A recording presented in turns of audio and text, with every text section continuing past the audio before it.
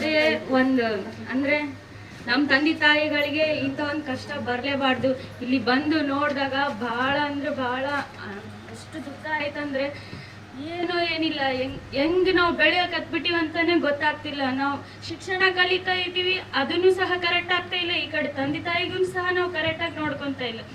ಎಷ್ಟು ಕಷ್ಟ ಆಗ್ತದೆ ಅಂದ್ರೆ ಎಲ್ಲರದ್ದು ಜೀವನ. ಇಲ್ಲೆಲ್ಲ ಬಂದು ನೋಡಿದ್ರೆ ನಮ್ಮನ್ಯಾಗೂ ಒಬ್ರು ಪೂರ ಎಷ್ಟು ಅವ್ರಿಗೆ ನೂರು ಮೇಲೆ ವಯಸ್ಸಾಗಿತ್ತು. ಅವರು ಪೂರ ನೆಲಕ್ಕೆ ಬಿದ್ದಿದ್ದು. ಆದ್ರೂ ಸಹ ಅವ್ರಿಗೆ ಯಾರು ಇದ್ದಿದ್ದಿಲ್ಲ, ಗಂಡನೂ ಇದ್ದಿದ್ದಿಲ್ಲ, ಅವ್ರಿಗೆ ಮಕ್ಕಳು ಸಹ ಇದ್ದಿದ್ದಿಲ್ಲ. ನಮ್ಮಪ್ಪನ ಅತ್ತೆ ಅವರು, ನಾವು ಅವರಿಗೆ ಸಾಯೋವರೆಗೂ ನಮ್ಮಪ್ಪ ನಾವೆಲ್ಲರೂ ನೋಡಿದ್ವಿ.